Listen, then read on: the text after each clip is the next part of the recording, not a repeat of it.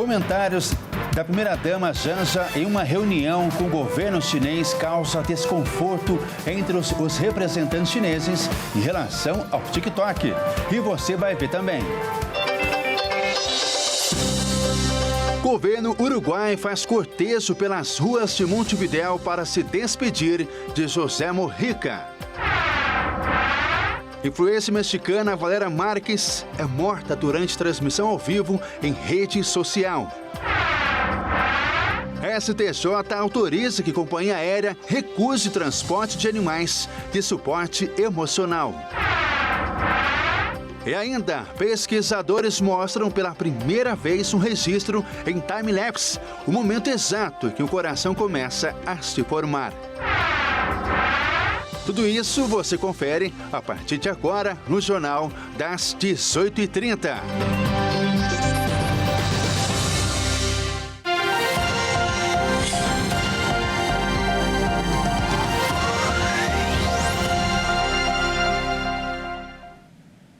Olá, seja muito bem-vinda e bem-vindo. Nós estamos ao vivo, agora são 18 horas e 37 minutos pelo horário de Brasília. Eu sou Ismael Nascimento e a partir de agora você confere comigo as principais notícias desta quarta-feira. Comentários da primeira-dama Janja em uma reunião entre o presidente Lula e seus ministros com o governo chinês causou um desconforto entre os representantes chineses. A reunião aconteceu em Pequim e apenas integrantes dos dois governos estavam presentes. Os comentários que causaram uma má impressão foi feito pela primeira-dama em relação à rede social chinesa TikTok. Ela falou sobre os efeitos nocivos da rede social para crianças e que o algoritmo favorecia a direita. Essas afirmações não foram bem aceitas pelos representantes chineses. Na entrevista coletiva feita por Lula, no fim da viagem para a China, ele defendeu a primeira-dama e criticou a comitiva sobre o vazamento dessa informação. Alguém teve a pachorra de ligar para alguém e contar uma conversa que teve num jantar em que era uma coisa muito, mas muito confidencial e uma coisa muito pessoal. E depois, eu que fiz a pergunta, não foi a Janja. Eu que fiz a pergunta. Eu até fico perguntando, que eu vi na matéria que um ministro estava incomodado, ficou incomodado. Se o ministro tivesse incomodado, deveria ter me procurado e pedido para sair.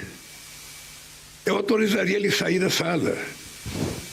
Veja, eu fiz uma pergunta para ele, eu não fiz uma pergunta, eu perguntei ao companheiro Xi Jinping se era possível ele enviar para o Brasil uma pessoa da confiança dele para a gente discutir a questão digital e, sobretudo, o TikTok. E aí a Janja pediu a palavra para explicar o que está acontecendo no Brasil, sobretudo contra as mulheres e contra as crianças. Mesmo com o estresse causado, o presidente Xi Jinping atendeu o pedido do presidente e enviará um representante para o Brasil. E ele vai mandar uma pessoa.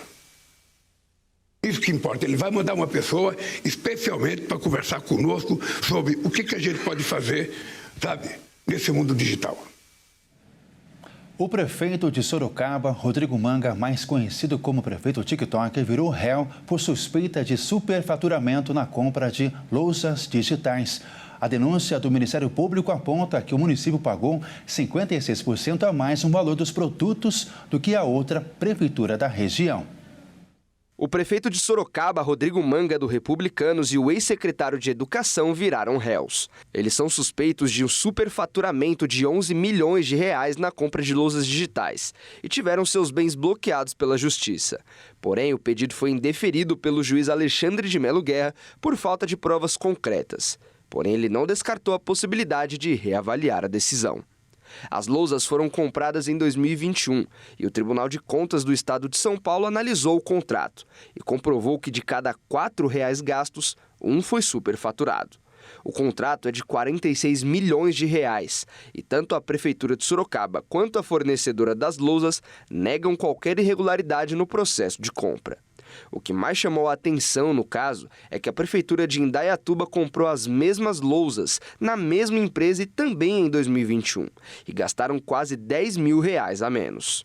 Em abril desse ano, Rodrigo Manga também foi alvo de uma operação da Polícia Federal, suspeito de receber propina de um esquema de desvio de dinheiro com uma organização social de saúde. Em nota, o prefeito afirmou que está colaborando com as autoridades envolvidas na operação para que todos os fatos sejam devidamente esclarecidos.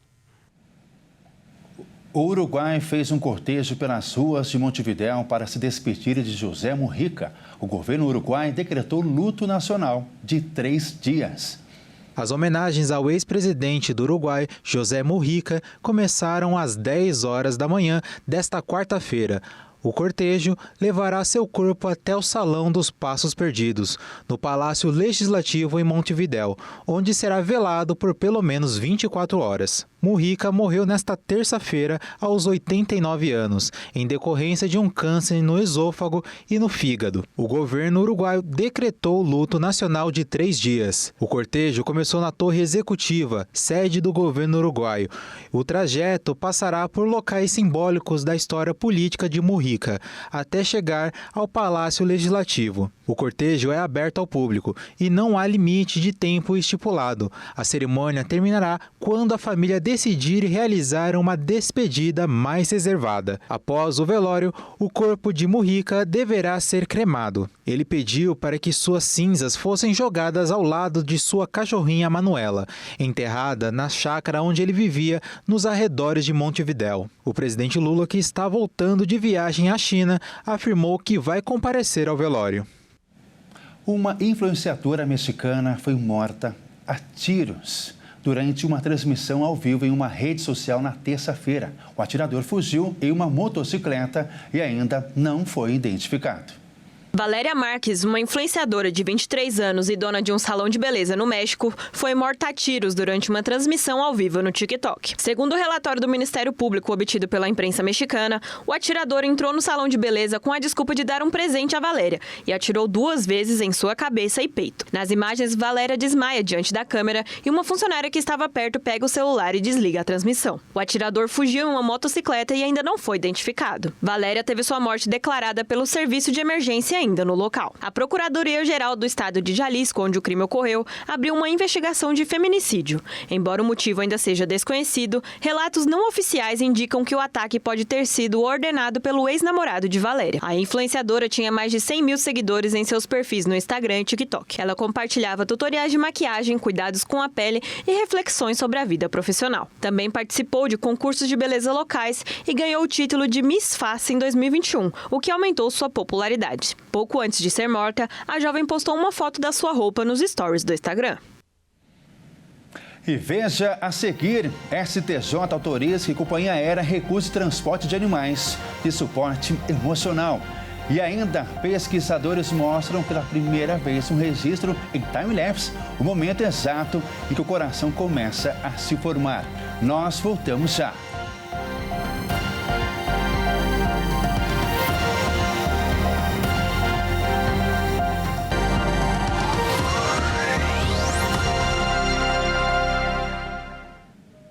Mais uma vez, seja muito bem-vinda e bem-vindo. Nós estamos de volta e ao vivo. Agora são 18 horas e 47 minutos pelo horário de Brasília. Uma operação da Polícia Federal e da Controladoria Geral da União, a CGU, investigam suspeitas de corrupção e desvio de uma organização responsável pela gestão de uma unidade de saúde no sul de Santa Catarina. Informações com a Michele Veiga.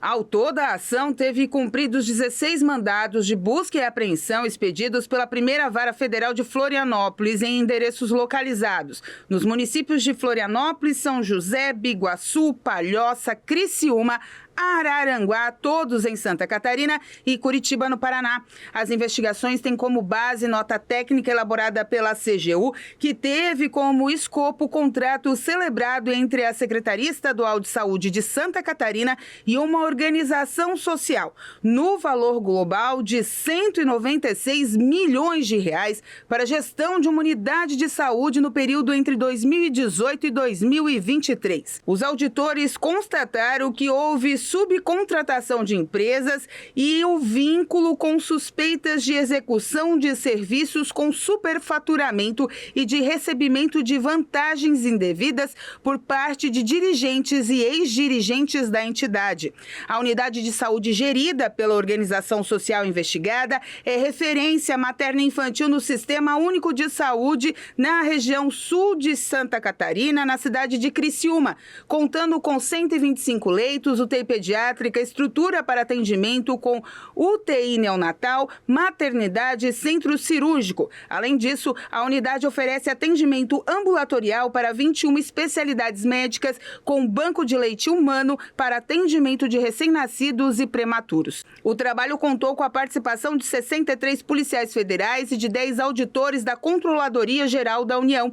Os investigados poderão responder por crime relacionado a peculato, lavagem de dinheiro e organização criminosa. Um caminhão que carregava corante azul bateu em um poste e derramou todo o produto químico em um córrego. Os patos e gansos que estavam lá ficaram com as penas com a cor azul. O córrego das Tulipas foi tomado por um corante azul após uma carreta bater em um poste e despejar todo o líquido que é utilizado para pigmentar embalagens de caixas de ovos. O pigmento azulado atingiu os animais que estavam no córrego. Gansos, patos e peixes ficaram manchados com o corante. 3 gansos e um pato foram resgatados e passaram por procedimentos de desintoxicação, e peixes foram encontrados mortos. O motorista do caminhão que carregava o corante azul estava fora do veículo quando ele desceu a pista e atingiu o poste. A coloração azul, além de ir direto para o córrego das Tulipas, também derramou na pista, causando o fechamento total da via na entrada do Jardim das Tulipas. A CETESB informou que foi acionada e que acompanha o atendimento à ocorrência. O impacto do corante no córrego alterou as características da água, como a cor, e foi observada a mortandade de peixes. O gerente-geral da CETESB, Domênico Temaroli, afirmou que o impacto ambiental é grande, mas deve ser amenizada pelos trabalhos de contenção da substância. Foi informado que a coloração azul já chegou até o rio Jundiaí, onde o córrego deságua. Foram cerca de 2.000 litros de corante despejado na água. O Supremo Tribunal de Justiça realizou uma votação na qual decidiu que as companhias aéreas podem escolher critérios de aceitação de animais de suporte emocional nos voos.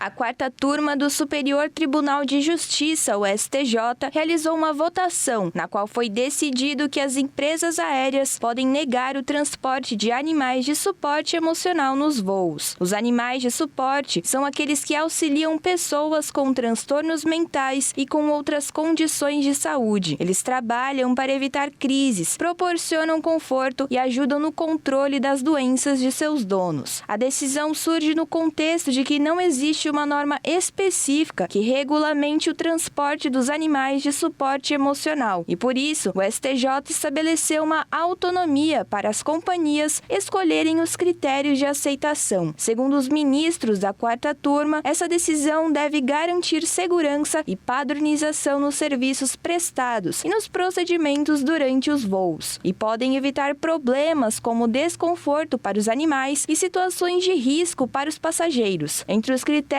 estão limites de peso, altura e exigência de transporte em caixas adequadas para os animais. Além disso, o STJ também estabeleceu uma diferença entre os animais de suporte emocional e os cães-guia. Esses são treinados para ajudar pessoas com deficiências visuais e já possuem regulamentações específicas, como também treinamento e identificação própria. A decisão pode gerar insegurança para as pessoas que têm e precisam de animais de suporte. Isso porque existe a possibilidade deles serem recusados no embarque. A recomendação é que os donos verifiquem as políticas de transporte de cada companhia aérea antes de realizar a compra das passagens e, assim, garantir conforto para viajar com seus animais. Pesquisadores fizeram pela primeira vez um registro em time-lapse que mostra o momento exato em que o coração começa a se formar.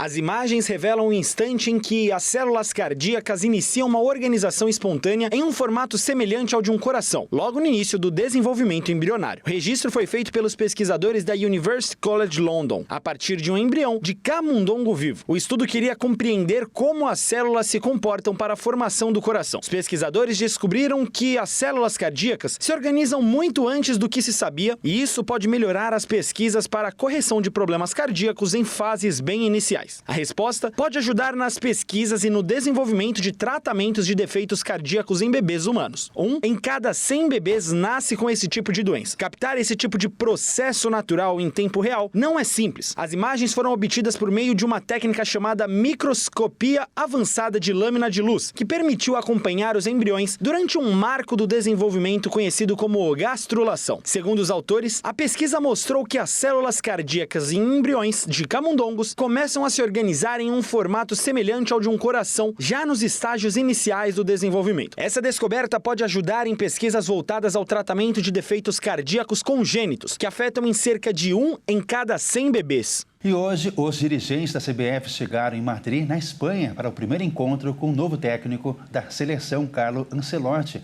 Entre os assuntos que devem ser abordados está a lista de pré-convocação para os próximos jogos da seleção. Os dirigentes da CBF chegaram a Madrid para se encontrarem com o novo técnico da seleção brasileira, Carlo Ancelotti. Rodrigo Caetano e Juan vão se reunir com o técnico italiano na quinta-feira, que ainda comandará o Real Madrid nas últimas 3 rodadas da La Liga. Nesta quarta, inclusive, os espanhóis enfrentam o Mallorca às 16h30. No encontro, os dirigentes vão debater com Ancelotti a lista de pré-convocados para a próxima data FIFA. O Brasil enfrenta o Equador em Guayaquil no dia 5 de junho e depois recebe o Paraguai em São Paulo no dia 10. Os nomes na lista de pré-convocação serão divulgados no dia 18, domingo, data em que a FIFA precisa recebê-los. A lista definitiva sai no dia 26, quando Ancelotti assume oficialmente a seleção brasileira. Juan e Rodrigo Caetano também discutirão com Ancelotti a formação da comissão técnica do Brasil. A tendência é que o italiano tenha a companhia de 4 profissionais estrangeiros e existe a conversa para a inclusão de brasileiros no grupo. David Ancelotti e o italiano Francesco Mauri seguem como seus auxiliares. Mino Fulco, genro de Ancelotti, também deve fazer parte, acumulando a função de auxiliar e preparador físico. Outro nome indicado é Simone Montanaro, italiano de 52 anos, analista de desempenho que acompanhou o técnico nos últimos 3 trabalhos: Napoli, o Everton e Real Madrid. Fico por aqui, obrigado pela sua companhia, uma boa noite para você e para sua família. Até mais. Tchau!